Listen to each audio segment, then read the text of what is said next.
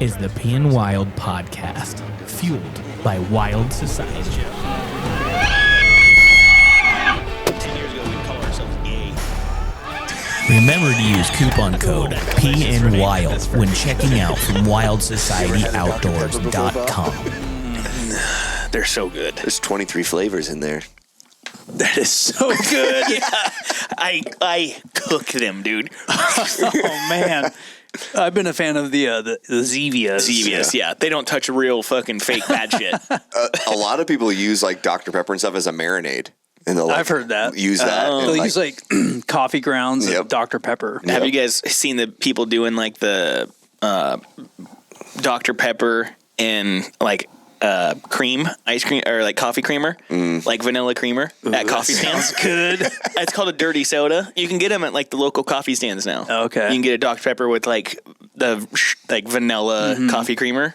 Oh boy. Yeah. You would pretty good. You would know that. How often do you do that? Actually, Janie's friend Mackenzie is the one who showed us, and I was like, "What is that?" And it's called a dirty soda. Dirty soda. Yeah, I've never Interesting. ordered one because I like coffee, but it looks really good. Yeah, There caffeine in these suckers? there is. Yeah, like 50 milligrams or whatever, 50, okay. 50 whatever. Just a little. 41. Yeah, just a little dash. Not bad. Yeah. What's up, guys? Obviously, we are back with another podcast. This is a first for us that we're going to have to kind of pay attention to the camera. We are filming this podcast for the very first time here in the home studio. We have multiple sets in here, and this is kind of a set that I built for YouTube stuff and like just doing one-offs of gear reviews or whatever.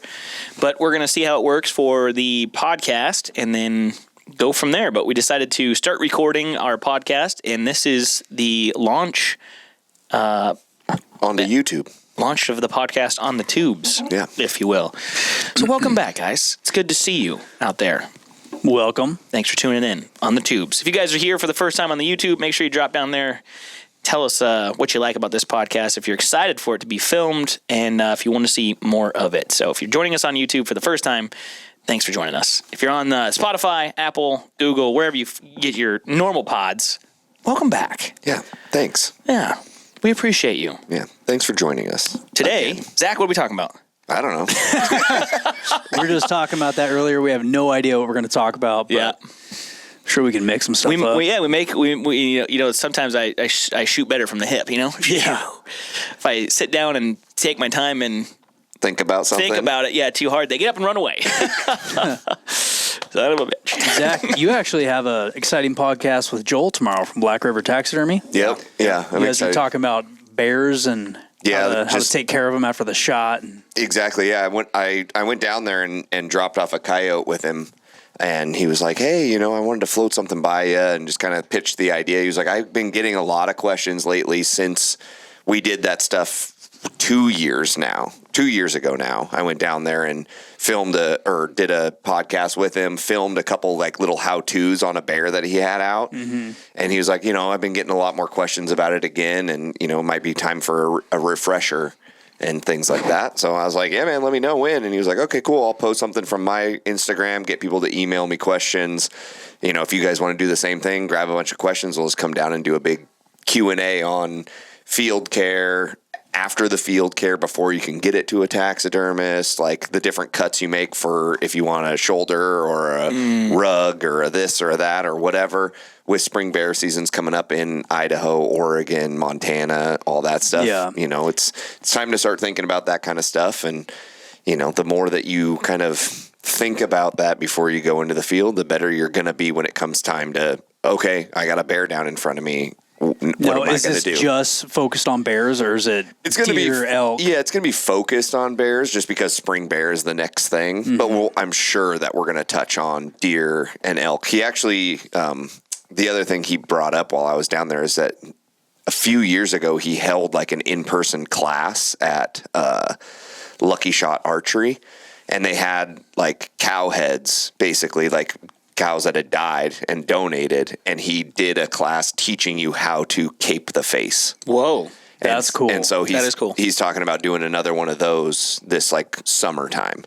And so if he did that, he was like, hey, if you guys wanted to come down and film it, be a part of it, whatever, he's like, I know that that's the number one thing that people are nervous about doing in the field, don't know how to do. I know none of us have done it in the field. I mean, I've taken the face off, but not to preserve it for taxidermy. It's just exactly. I'm going to do a gyro, so let's take the face off. Let's save 6 pounds and take all this stuff off. Yeah. But not doing it with the intention of like, I'm going to shoulder this deer and I want to make sure that it's done correctly. Yeah, I'm assuming he uses like a scalpel or something of that nature. I think he uses like a scalpel, and I know he said he uses like a screwdriver as well to get like around the bases and everything like that. So gotcha. If that ends up happening, we'll obviously let everyone know and kind of figure out dates and times and stuff like that for doing something like that. Because if you are interested in that, that would be a great opportunity to come down and learn hands-on, because they get a bunch of like donated, dead calves and things like that. So everyone can kind of actually sit there like you're in science class and do it. That's cool. Yeah, that is cool. It's a great idea too. So I've always thought about like when we're doing that, I'd be like, I should just practice on this. So I'm just doing a gyro, but I'm always like, screw it. I know, it's always like a time constraint. Yeah. Well, it's cold, so I'm just going to get this over with. Yeah. So that's cool. I like those podcasts, listening to them, and then I go back and listen to Joel's like right before bear season too. It's like, all right, we got to refresh and make sure I know I'm not going to jack anything up, especially if we're trying to do like a rugger. But lately we're just doing a lot of soft hands. Yep. And that's super cool. They're relatively cheap. $500, $400 or whatever, just to soft hand them, and being able to have them in the studio. We take them down to the Portland show and too, so they're really cool to just soft hand. Yeah, I saw one diagram that Joel had. It showed him like cutting down the back of a bear. Is that for a full body? I'm assuming because a rug, you're not going to want to cut the back. No, you wouldn't cut the back. That's got to be for a full body, or maybe like something the different than a Half-Life rug. or whatever that is, shoulder type thing. I just saw that. I was like, "There's no way that's going to be a rug." No, it would. I'm sure it said in the caption like this cut would be for blah blah blah. Yeah, life size would have been helpful to read, but Half-Life. Yeah, I can't do that either sometimes. So excited to do that one tomorrow and get that one out, and then I think you said that you have another podcast coming up this week too. Austin on Tuesday. Yeah, Austin's going to come over and talk with about his grizzly bear he shot. Yeah, that giant brown bear that he shot. That'll be exciting. That thing is monstrous. It's the biggest black bear skull I've ever seen. And it's in the top 10 of Washington State. The drying period isn't quite. I mean, I guess the drying period is done, but I don't know if it's official. But I think it is. It's like top 5, 6, I think, in the state history. It's so nuts. It looks crazy. Yeah.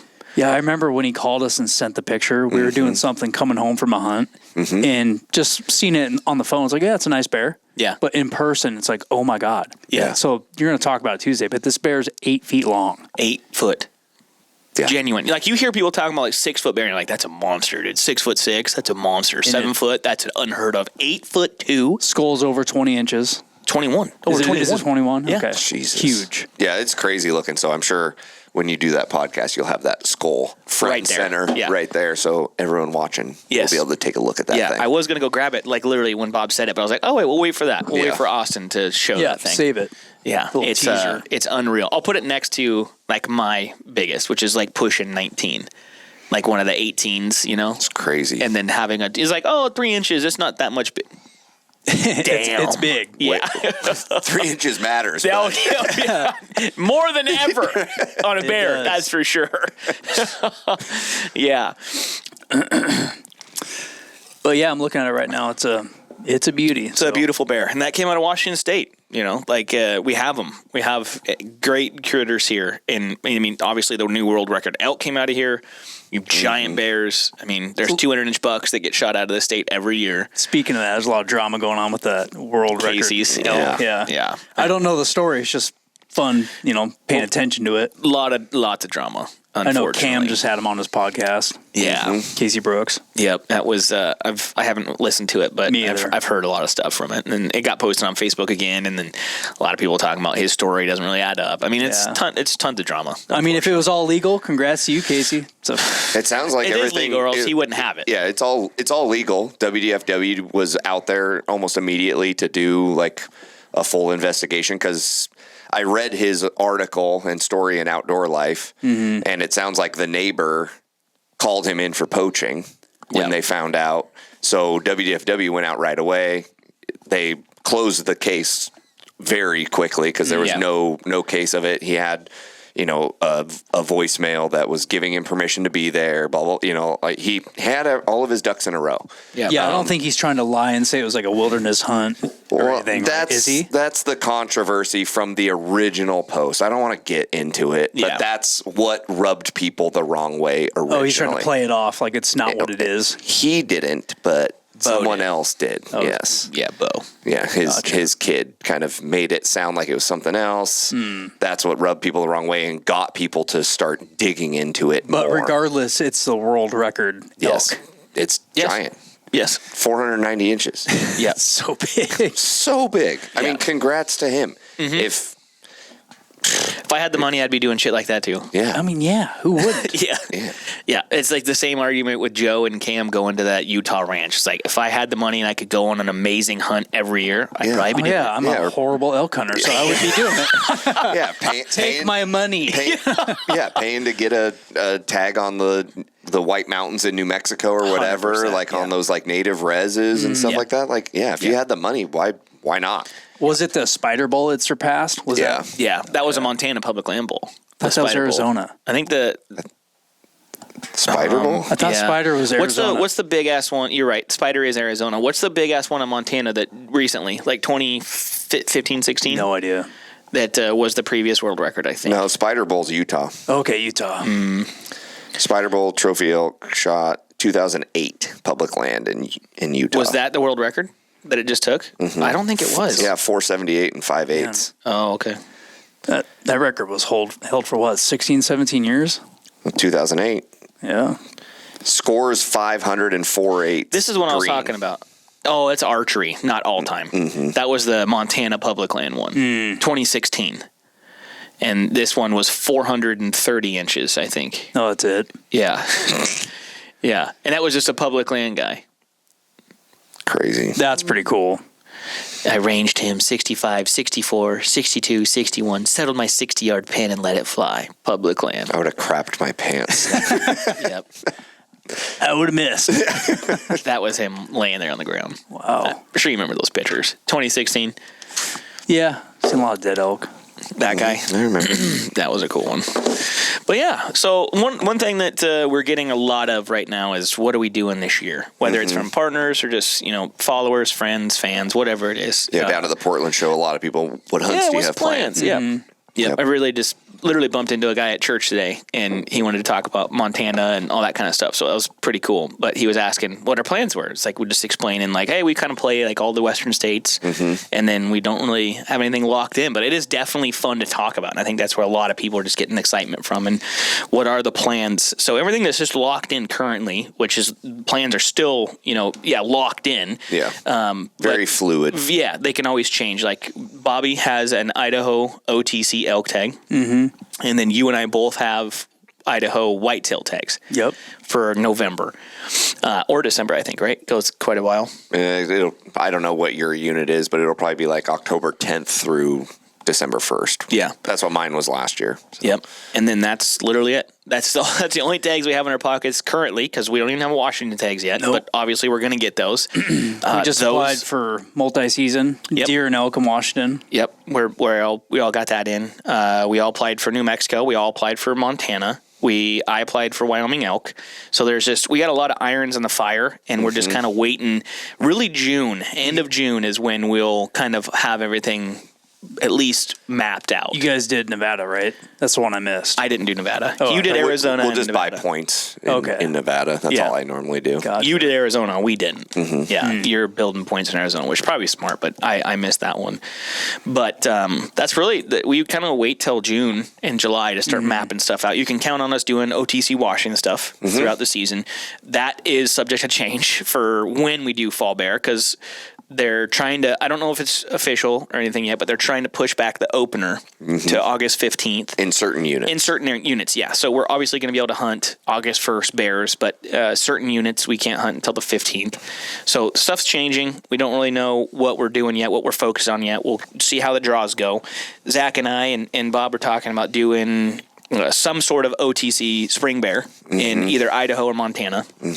And then we're doing some turkey. We're not going to do a bunch of it like the last couple years, but we want to kind of spread it out from a couple spring turkey hunts, maybe a couple spring bear hunts. Yeah, you got one with the youth opener. That's locked in. And then we're going to do the Pacific Calls Turkey Rodeo. Yeah. You and I are going to do that because you're gone, right? Yep. I'll be on vacation. Yeah. That'll be fun. It's April 26th out of northern Idaho. Post Falls. Post Falls, that's right. Just across the border from Spokane. So right there. Yeah.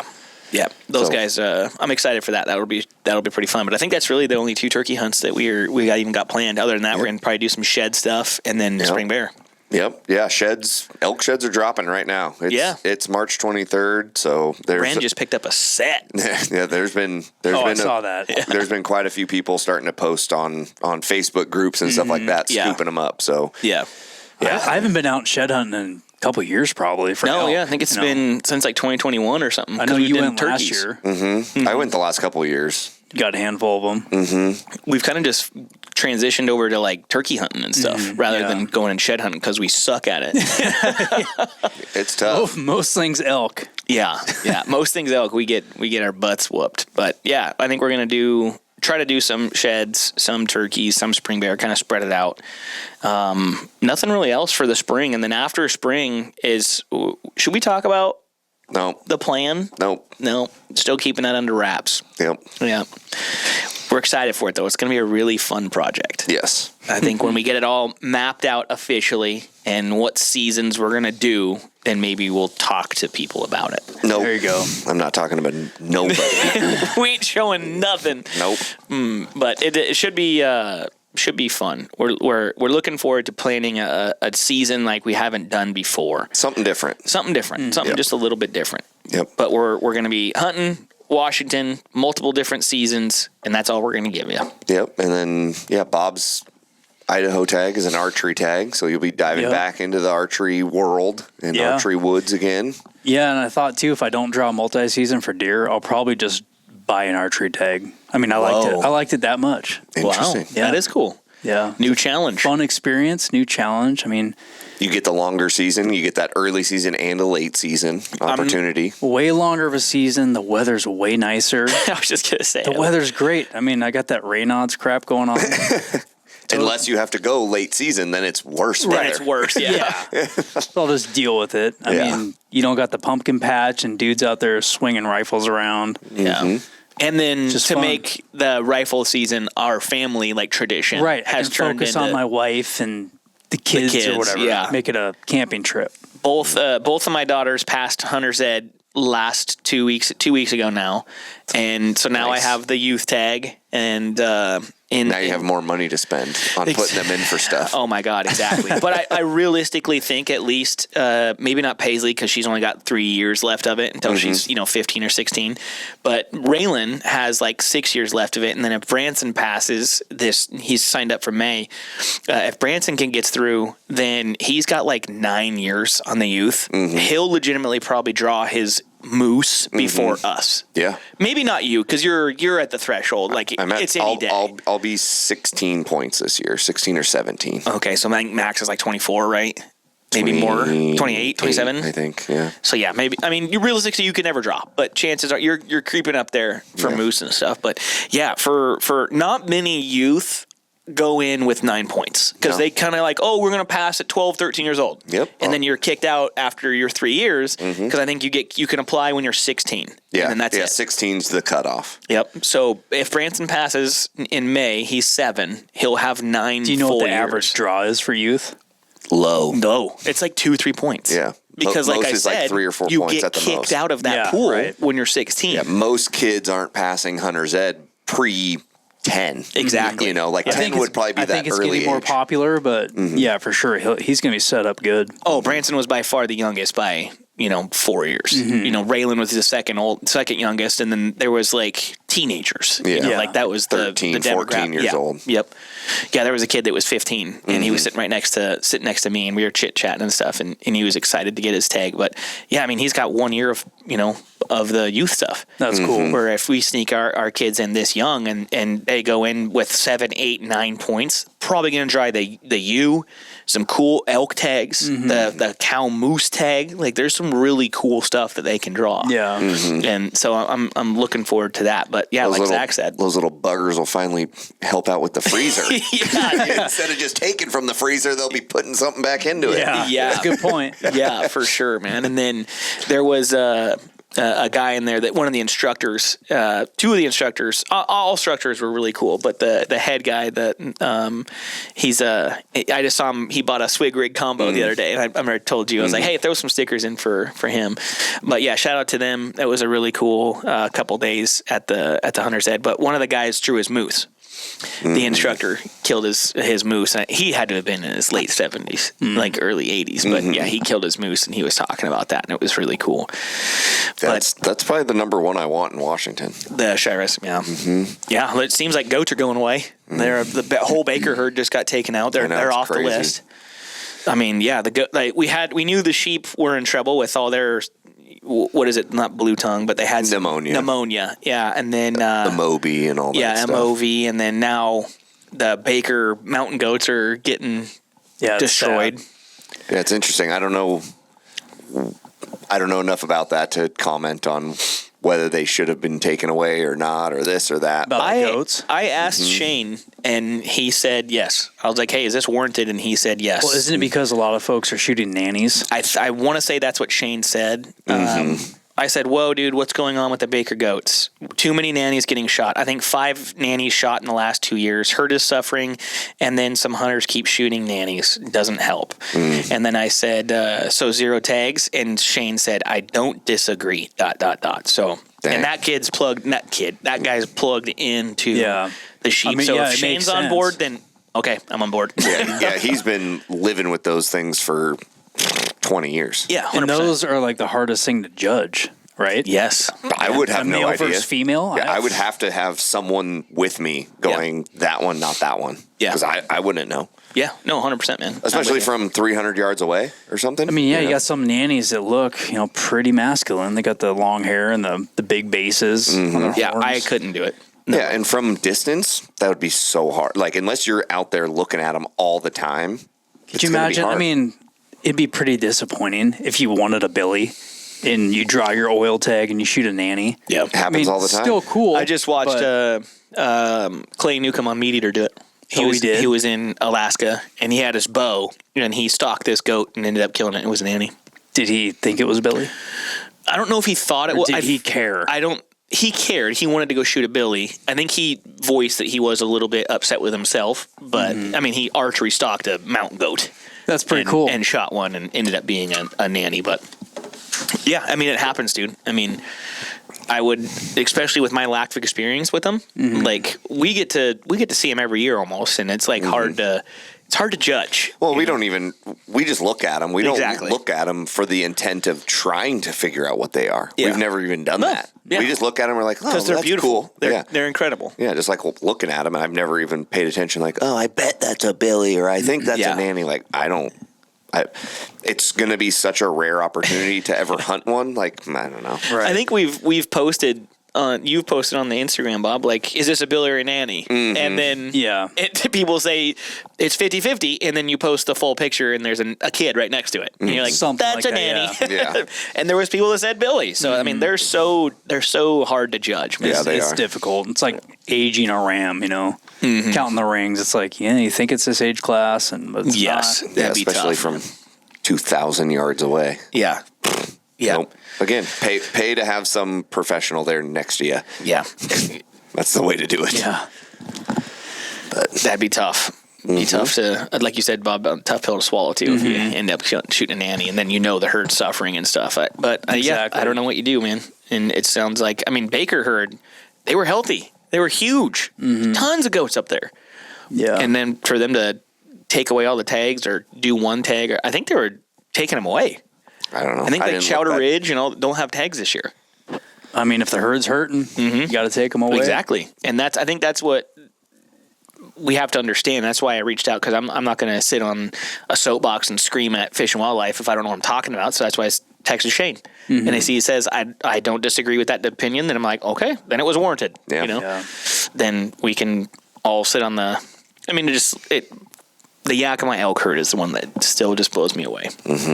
My folks were just over. You were just over there. My folks were just over there after the service, and my mom sent me a video, and she just like panned, and there had to have been 1,500 elk. In A lot of nice bulls. Yeah, tons of bulls. And you look at the archery tags, and it's like goose and peaches have one tag. Yeah, and then you look at our mule deer herds, and you're allowed to shoot 3 points all season long. I mean, they're the ones that are hurting. If anything, I think it's the mule deer. They need to be taken back a little bit. I wouldn't be upset if they did something with the mule deer stuff. Or make it 4 point. I don't know, something. Well, I don't know the exact all numbers. the studies that have ever done the antler restriction all say that it doesn't work. Yeah. So like that's not the answer. Doing point restrictions is not the answer. So maybe a couple seasons. Every study says any buck is actually better for the deer herd than antler restrictions. Taking out the younger ones? Yeah, because most people are going out there and they're perfectly fine Shooting a 2 point. shooting a 2 point and filling their freezer. Right. Which is going to allow those 3 and 4 points to grow and The ones that are actually hiding. Yep. Yeah, I mean, imagine if some of the guys out there are just going to show up and smack a spike and go home, rather than they're waiting to get lucky, and on the last day they shoot a 190 coming off the road. That buck would have went down and populated when that guy could have shot a spike on day one and been gone, right? And then That makes sense. I yeah. mean, someone said that I didn't come up with that, but I heard that and I was like, okay, that makes sense. You're allowing that genetic to continue to get passed on. So I'm a conservationist. Can't talk shit no more. Yeah. When Zach and I were on that quality hunt, and we literally watched 2 points mounting, and it's like that doesn't look right. You shouldn't be doing that. We need to have like your buck that you ended up taking, spreading his gene, getting down there and getting those big, mature bucks to spread their gene. But I don't know if it really makes a difference. Like, does it? Scientifically, isn't sperm from a male sperm from a male? If the 2 point breeds, I don't think that necessarily matters, but I think that a lot of what they talk about with like that GOHUNT podcast with that Utah mule deer biologist, he says lower buck to doe ratio is better for the overall herd, because then there's more feed on the landscape Less to support. competition. Yes. And so I think that kind of would go the same direction with bucks. If you're shooting spikes and 2 points, you're taking their mouths and that feed away from, like, they're not consuming that feed. So you're allowing more feed on the landscape for those bigger, older bucks that need more food in order to grow bigger antlers, spread their genetics, blah, blah, blah, blah, blah, all that crap. Like, the more feed you have on the landscape, and we all know that Washington's winter range is dog shit, especially in certain areas. It's really bad and it's lacking. So, like, taking those mouths away from that winter range could allow those 3, 4, 5-year-old deer to grow and survive that much better and get through a winter that much healthier, rather than competing with spikes and 2 points all the time. So I don't know. I don't know what the right answer is, but I definitely don't think going to a 4 point minimum is the answer. Every state, everywhere that's done that study, it's all concluded the same thing. Yeah. They tried talked it about it on that podcast. Yeah, they tried it in the northeast corner of Washington with whitetails, and they got rid of it after like 2 years because it was so bad. And there were so many people poaching at that point, shooting 3 points because they don't check the regs. They've been going there and doing the same deer hunting camp for 30 years. Right. And it's been 3 point minimum for 30 years. Then they go out there and they shoot a 3 point, and now they're a poacher because they didn't check the regs. I mean, it's their fault. Check the regs. But Yeah. still, it's like you're still getting a bunch of deer killed that, Yeah. Yeah, it's interesting. But What do you guys think about, total 180 here, but what do you guys think about Washington implementing sows being illegal to take? be fine by me. Wouldn't care. No. Those sows with cubs. Yeah. That's not sows. Sorry. gonna say, Sows how with the hell? sows with cubs. Sows with cubs. Sorry. Yeah. That would be fine. I mean, Idaho does it. A lot of other states do it. It would be tough, especially on the west side in Washington where it is so thick and brushy. Yeah. I think that's why Washington has never been actually like exclusively illegal, because it's going to be really hard in some of that really thick stuff. But if it becomes that way, like, you just have to be careful. You just got to pay attention, take your time, be more patient, you know. And I don't think many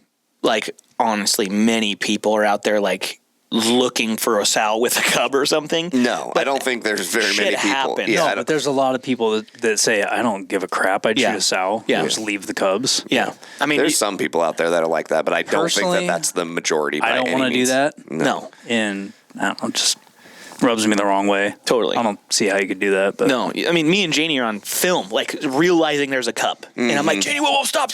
There's a cup. You know, it's like so that that's out there. We've always been like that, but we have heard people like, you know, you're having conversations like, I don't give a shit, I'd shoot her, and it's like a lot of hunters would. And Yeah. that's your thing. I don't look down on you for that. It's not my cup of tea. You're taking, at that point, you're killing the cub too. Maybe not physically by your hand, but that cub is going to die. Your actions are killing that cub. 100%. Yeah. So it's I don't think- unless you're going to use your second tag on it, then go for it. Yeah, I'm exactly. Yeah, You know, shoot them both. Yeah, if you want to fill both of your tags and shoot a sow and then kill that cub, go right ahead. That's your right, and that's like legal. And until they make that illegal, do what you got to do. You know, do what you want to do. I don't have a problem with it. I mean, it sounds kind of weird, but It's super sounds weird, horrible, but hey, like, there's people out there that would. You know, I know. so you know, it is what it is. But yeah.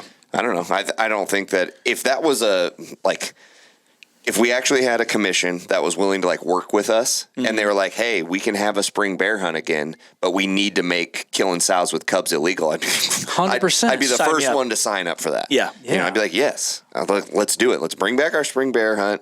Let's make that illegal. I'll make that concession. You know, that's perfectly fine. Yeah, that'd be freaking incredible. I honestly wish we could get that hunt back. It was a special hunt. I'm glad we got to experience it the times we did. Yeah, I drew it twice, killed once. It was fun. Never drew it. Janie how many drew points it. got I drew built it. up? Probably like 6 in there. Somewhere in there, 5 or 6. You were so due. You were so due. Yeah. I was going to draw it the year that they took it I think away. the average draw was like 3 or 4 points. Yeah, For certain units, yeah, certain units. I drew one AHA with 5, I think, that year. I think I had 4 or 5. That was a fun one. Got to go see that country. Other than that, I've never been down there, so I'd never, you know. Yeah, you would have never gone No. down to that corner of the state without that hunt. Nope. No. Yep, and we bought pizza down there. Both times we went into Dayton. We got pizza at the restaurant. We bought gas down there. We put money into that community, and I don't think commissioners really think about it like that. I don't think so either. Where, like, you know, 4 dudes went down there. I went down there 2 different times. You know, bought gas, bought breakfast, bought pizza. You know, all those little buying towns. groceries, ice. Yep, Yeah, all those it little helps. towns that get a lot, an influx of money coming into their town specifically for hunting season. Yeah. Like, look at some of the places we've been in, like Montana. Yeah. Like those little tiny towns that have like one little bar and a restaurant, it's probably dead until hunting season. yes. Like in November when we were in Montana, Yes. 23, and we're sitting down there, and it's like the bar is all camo, Yeah. and then we turn around and it's like a sheriff's the only guy that's not in camo. yeah. It's like, this is all hunters. Yep. Like, you're welcome. You know, like the lady cooking our burger has a dip in. Yeah. she comes out and drank the sheriff's beer. Yeah. Big It was woman. water. Big but yeah. woman. Yeah. So funny, man. was Yeah, awesome but like trip. those little like strip motels and stuff too that Oh, are yeah. 8 rooms, and like those people living out there make their money based off of hunting season. Yeah, Dude, they were those- sold out. Yep. Yeah, every we couldn't night. get a room. We had to move. Yep. I remember, like, I bet you in November through December, those little towns in Montana are just booming. in September, archery elk Yeah, season. archery elk season. Yep. Craziness. Yeah, totally, man. Yeah, hunting season. They just they boom, and I'm sure that they really appreciate the non-residents and the non-locals coming in and spending money in their communities. Yeah. And the commissioners took that away from a lot of little towns. You know. Yeah. We weren't getting the non-residents for our spring bear, but we were getting all these guys from Western Washington who Yeah. wanted to go hunt the east side. Non-locals. Yep, exactly. And you're not local to those little communities, and we were No. driving 4, 5, 6 hours to get there, Yeah. hitting gas stations along the way, hitting, all those little things. Yeah. And it's, I think a lot of little towns in Utah are going to miss that this year. oh yeah. That's a big one. Coming years. Let's talk about that. That's a pretty. We were talking about this as just as a group chat. It kind of got spicy on the GOHUNT page. It was a lot of different opinions. Utah, you guys aren't familiar or understand what we're talking about. Utah is raising their prices for non-residents only, right? Yep. So non-residents only for their tags are some of them are over doubling their costs, which is staggering. It's crazy. It's a lot of money. I mean, it was already expensive, and for them to double, it's like, oh my God. Yeah. I've never hunted Utah, and it's like not on my top of my list, but someday I would have liked to. Oh, some of their stuff is... Oh, yeah, they got some nice animals. Yes. Oh, yeah. Some awesome opportunity. Yeah. A lot of their units, like the Ponsagont, beaver, like some of the elk stuff and mule deer stuff is some of the best in the West. Like if you listen to Carter's, podcast Epic or something like that, or even Go Hunt, like they talk about Utah being like one of the diamonds in a rough. Yeah, Here, I'll read it right here. Yeah, so let's hear it. deer premium limited entry was $798 to Go Hunt Utah. It will now be $1,596 for a deer tag. Almost $1,600. I mean, and after a license and all the stamps and crap, it's going to be well over $1,600 for a deer tag. Put that in perspective really quick. For us to apply for Montana big game combo, all species, deer and elk, was $1,200. Yep. Just deer in Utah is almost $1,600. Yeah. Archery bull, so not a premium, but an archery bull tag in Utah was $613 and will now be $1,226. So doubled, exactly doubled. And that's just a regular archery bull tag, not a special. Yeah, I'd love to hear the state's opinion on that and just ask her, listen, why did you have to do this? Did you have to? There's no way that it was a have to. This was we see an opportunity to make money. Yeah. But how many hunters aren't going to buy tags now? Well, I think that's that They waited out and just saw that, hey, they'll make more still doing that. Well, I think And they're they'll going to have find less. out. And they'll have less hunters. So.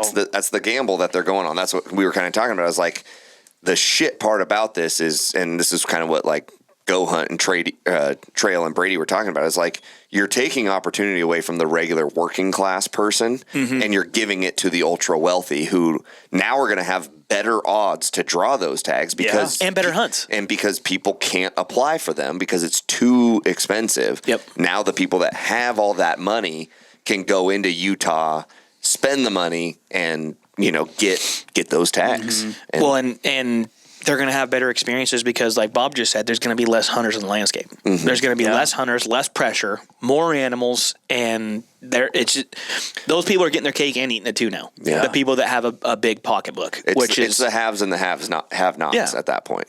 And then what we were talking about is being in some comments and stuff around was influencers are doing this. Companies that are making Go Hunt or Onyx or whatever, different brands that make a living. Epic, Hunting Fool, all these people that make it easier for the guy to hunt non-resident. Yep. And that's what some of the feedback has been, is a lot of blame is getting pushed onto these companies. And that's where it gets muddy. It's even influencers, where we get blamed, we get yelled at for ruining, quote unquote, ruining high buck, right?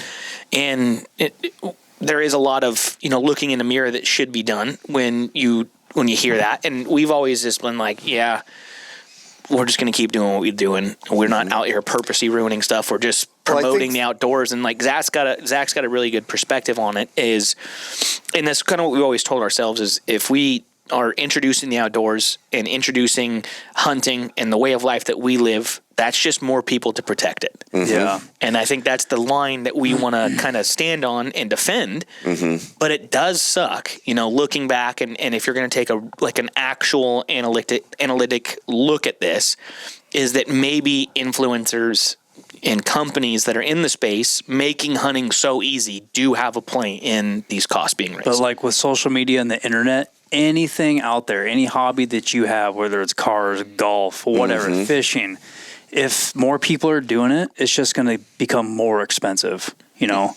as time goes on. I mean, inflation is a thing. Like the costs are increasing on basically everything.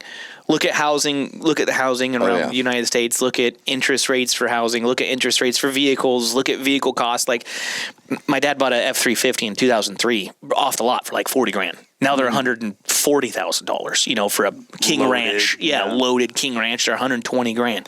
So I mean, there is going to be fluctuation in the markets, but for a hard line like Utah to just double its prices for non-resident hunters, and then Wyoming did it last year with their increases. And like with Wyoming, I can understand like if Utah wanted to do a regular price and then the special price, offer the difference, offer that choice. That's a good point for the guys who like, hey, I have the money, I want to help guarantee my odds or improve my odds to draw this. I'm going to go all in this year on doing that. At least you have the choice. And then like you can separate those pools out, you know, and so you have your regular, you know, application people and you have your special application people and you can weight them differently. 100%. But at least then you still are giving the options to things. And I think that that's what's so screwed up with Utah is they took away any option and they said, nope, only the people that's got all the money. You know, and back to your point about the influencer stuff, I could see people being upset if any influencer group or whatever's going out there and putting actual spots on blast purposely. And like, yes, then you are blowing up a spot. You are ruining a spot purposely because you're going out there and saying like, oh, I was in Swiftwater Canyon, you know, or whatever. Yep. Like I can see the argument for blaming them if now Swiftwater Canyon is screwed up for the next few years. Ranella did this. Exactly. On his actual TV show, he said the canyon. We were in Mountain View. I believe it was the unit. Yeah. And then do you remember this? He got roasted. And then he actually, like 5 episodes later on his podcast, he said, I'm sorry. Like he didn't think the implications were going to cause this much drama. Yeah. And then did some self-reflecting and said, hey, I messed up. I'm sorry. I didn't mean to say the unit name. Because to him, it's just like, it's a draw tag. Everyone knows I'm in Eastern Washington, whatever. But you did just increase those. Like I think he said, I'm sorry to those like genuine traditional camps that were in there. Well, that and he got tips and advice from residents that told him like, hey, here's where big bulls are, you know, these canyons, these are the places to check out. He kind of screwed them. Yeah, he screwed them in case anyone in their family draws that, you know, or he just made it that much harder for anyone in that group to draw that tag, you know. So like, in instances like that, I believe that the blame should be focused on that thing. Yeah. I was actually listening to a GOHUNT podcast on the way up here with Brian Barney and Scott Reekers from Eastman's, and they kind of talked about just like the educational part of like podcasting and things like that. And Brian had a good perspective where he's like, I understand that by being educational on the podcast and helping give tips and tactics and things like that, it is literally making it harder for me.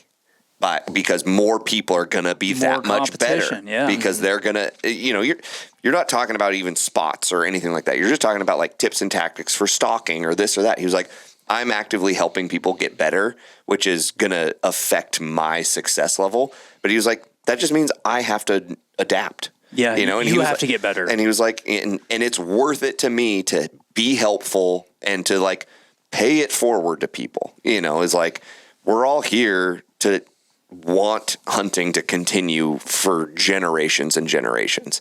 And if we're not going to even be willing to be helpful and we're going to gatekeep everything, look at the trajectory. Hunting's going to get taken away because there won't be enough people. Like the baby boomer generation, that's like massive, that like 45 plus crowd, they're going to be out of that hunting pool in the next 20 years. And you're going to lose a lot of people that have money and have influence and have a loud voice and all that stuff. And if we don't have that next generation coming in because we all keep it to ourselves and don't want competition and don't want that, good luck holding on to it. Especially in this state where they actively are trying to take it away. Even look at Colorado. Colorado, Oregon, California, Washington. Everywhere is getting some little bit of attack right now.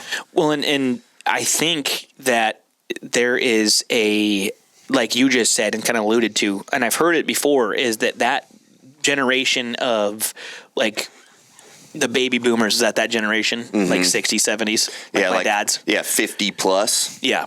So that generation, I think, holds like 60% of the active tags and licenses. So when that generation, like my dad, Rod, are done. Yeah, they're dropping out. And those guys are like, basically they're road hunters now, right? Yeah. So when they're done and those tags aren't being sold anymore, now there's a lot less people for the people on the other side of the fence to go like, look, no one even does this. Yeah, we're not raising the money that we used to through this. Exactly. What's the point? Exactly. So I think there is. I mean, it is shitty to because I understand what these people are saying about us as influencers. If we're putting ourselves in that basket, that we are raising awareness to things that like high buck, right? We've always talked about it, like before even seeing it through. Bear hunting too. Bear hunting, yeah. Seeing it through, like high buck, where it's like it's in the regs. Like we're talking about something that's in the regs. Yeah, we're just making it more accessible and easier for people to find, information to go do it. Exactly, and it was tough, hearing people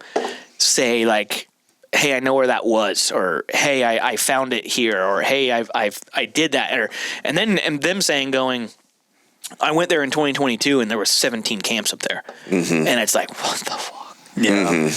Oh, that sucks so bad. Yeah, and you guys have always taken that a little bit harder personally, whereas I go the opposite direction. I go, those guys are losers. Yeah, go find your own spot, man. Yeah. Like, you spent so much time trying to find our spot or trying to find any content creator spot out there rather than putting that time and effort into finding your own. If you found our spot just by happenstance, power to you. But when you come up and you tell us literally, I watched your video over and over and over again and scoured Google Earth to find. And one guy did that. Multiple. Yeah, that one dude. Yes.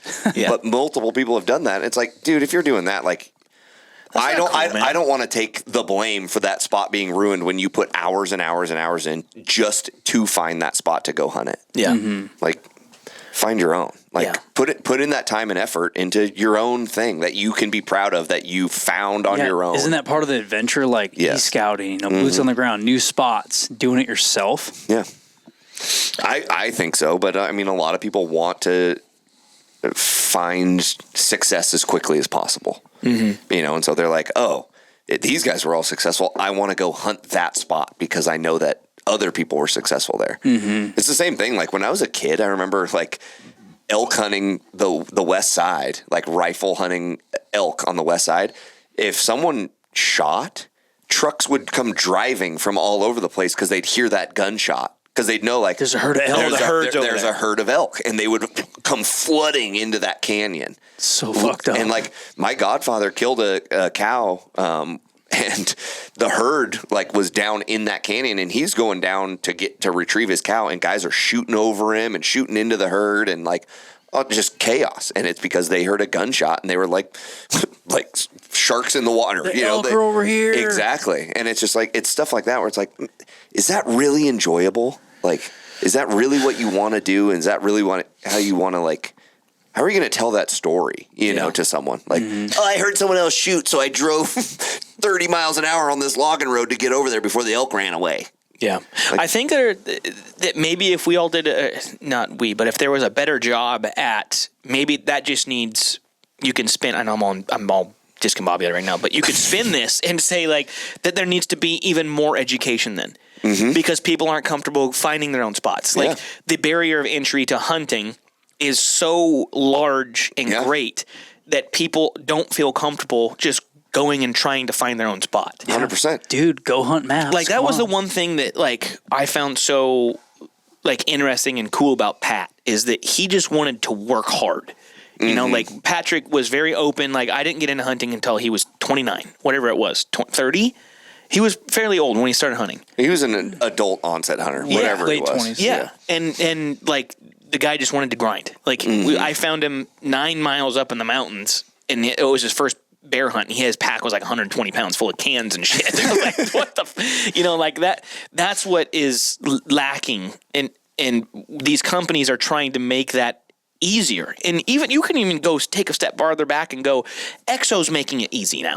Oh yeah. Yeah, if you really want to put blame, you can put it everywhere across the board. Yeah.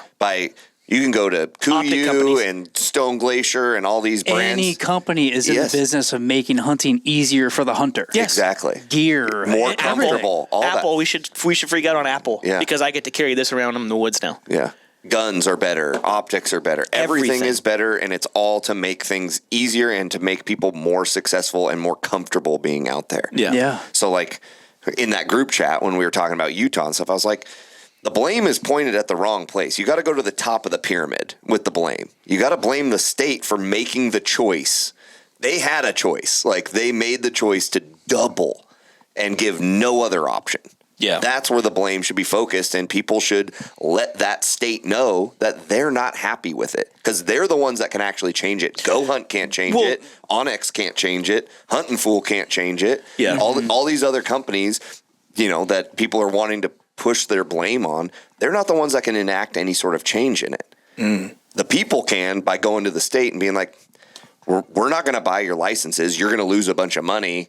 And I think that's good luck. If that's if that's where the community wants to make a stand, this would be the place to do it because it's going to affect their pocketbook. Yes, and if they just don't sell tags, they're going to go, we fucked up. And if they do sell tags, then you're setting the precedent for every other state to do the exact same thing. Everybody's going to do it. Yeah, because if Utah does it and it's successful and they can go, look at all this money that we made, look at all this profit. You don't think Montana's going to do the same thing? And Wyoming's going to go, oh, we don't even need this regular tag price anymore. We'll just get rid of that, and it's all special. Yep. And then Nevada and Colorado, and they'll all start following suit and going, shit, we've been charging $600 for a tag when we could have been charging $1,200? Like, why wouldn't we? Yeah. And that is the beauty of supply and demand. If people don't demand it, then something's going to have to change. Yeah. I wonder how the Utah residents feel about it. I don't know. I mean, Trail's a Utah resident. He said he wasn't a fan of it. Right. Yeah. I mean, you I gotta don't think know. it's less out-of-state hunters, less animals being killed. But it's also less money back into the Fish and Wildlife to protect herds and do But if studies. they're making more, you know what I mean? I mean, you'd have to, if they sell half the tags, That's they're a making big the same question. money. How much are they going to sell? If they doubled the cost, if they sell half the tags, they're still making the same money. So they'd have to continue to sell, they'd have to still do pretty good to make more money. Yeah. Yeah, it's going to be interesting to see what happens in the next 3 years. Yep.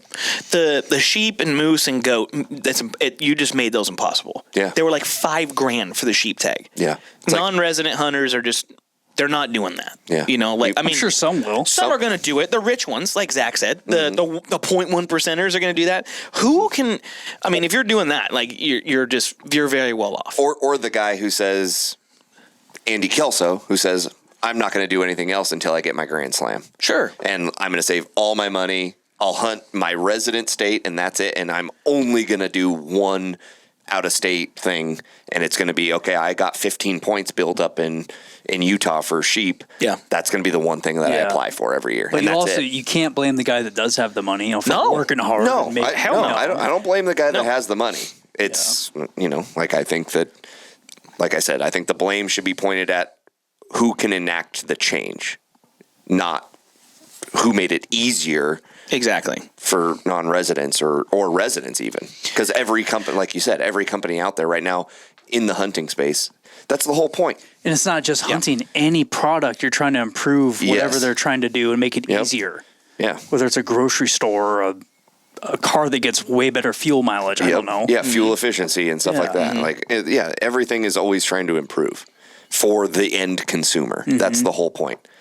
So, I think it's an interesting conversation. It is, and I think like those next few years, seeing what the tag sale numbers look like after doing this is going to be what determines the future. Oh yeah, and I'm sure all the other states are paying attention to what happens to Utah, and Wyoming did it last year, and then here we are a year later, and Utah just did it. Yeah, I'm sure there's some correlation there. Yeah. But we're applying. No. Just kidding. That's a lot of money. No, I think I would think I don't know if Utah does, but if they do allow it, I'll just keep buying a point for, cheap and keep building points, hoping that this doesn't work and they revert back. Yeah. And Make after it so I can afford it. Yeah. And so if after 3 years there's no end in sight of this, I'll probably just stop. But it's like, if I can buy points for $100 and just kind of hopefully just wait this thing out. Yeah. That would be worth it to me, but if not, You might win the lottery someday. Well, if all the other states start following suit, I'm gonna have to start taking pictures of my feet or something. No one wants to see pictures of All your right, feet. Janie's feet when she's sleeping. Lift the covers up and You'll be down there painting her toenails at night. Steve wants some blue. Oh man. Yeah, I could see it. Gross. You got a finesse touch. You got girls. I'm sure you've been painting fingernails. Oh yeah. Yep, for sure. How Old funny. feet finder. That's good God. stuff. Gross. But hey guys, that was an hour. Nice. Yeah, not bad. For not knowing what to talk about, we sure can ramble. Oh yeah. But cool. Yeah, first one in the books. Yeah, first one recording in the studio. I think we're gonna try to do these a little bit more regularly. Probably not every episode because we're gonna be on the road. You're traveling to taxidermies and wherever. But yeah, when we're all here and in the studio, we're gonna release these and put them on the tubes and cut them up, and make clips and that kind of stuff. Yeah, Good idea. Fun. I like it. Yeah, hopefully one of them a month, something like that. Just, sprinkle them in here and there. Yeah, I like it. So yeah. Well, cool. Any last minute thoughts, guys? The podcast is brought to you by High Country Meals. Yeah, why don't you go grab some of that real quick? Okay. Zach brought. He Twist just comes my in. arm. He came into the studio today and had a big old box of something, and I was like, "What do you got there?" And we got some High Country. So just to let you guys know, just give a baseline here, is that High Country is still Wild Society. Wild Society is the same company. They just rebranded, and as you can see, the packaging looks still really similar to what it was. High Country, they just did some rebranding. TJ Dillashaw ended up buying out the name, right? Wild Society. Wild Society. So the UFC fighter, TJ, ended up buying out that Wild Society name with his nutrition, so he kept that. And then High Country was the original name or the conglomerate or whatever that is. High Country has been around in Lincoln, Montana, doing specifically like the meat sticks, jerky, seasonings, things like that. For a long time, right? For a long time. Open it up. And so they kind of merged together and Wild Society brought over the freeze-dried meals, and now they're all paired up. So now you can get freeze-dried meals, coffee, meat sticks, jerky, all kinds of stuff from them from the same place. This one's a spicy elk and beef super slab. So yeah, just some different stuff, and you guys can head over to High Country's website and use coupon code PNWild and save money. That's good. On meat and meals. That's very, very tender. Yeah, That's good. Yeah, I think they call it like their tender sliced beef jerky is like what it's supposed to be. So if you say it's tender, they're doing it right. This is just like wild, fresh berries. So these are just freeze-dried blueberries, strawberries, and raspberries. Beautiful. That's cool. Simple ingredients. Yeah. So the same old good taste, just a new name. Yep. Same recipes from Wild Society on the freeze-dried meals. Just a new name, new packaging. Yeah. You will notice that if you guys are listening on Spotify or Apple, that our logo says brought to you by High Country on the bottom. So didn't change. Same company. Just had to change their name up with some rebranding stuff going on. Yep. So there you go. Coupon code's still live. Coupon code is live, baby. Use it. Go get some stuff. For turkey hunting, get some road snacks, get some turkey hunting stuff, get some base camp stuff, get some camp stuff, whatever, coffee. They got some cool stuff over there.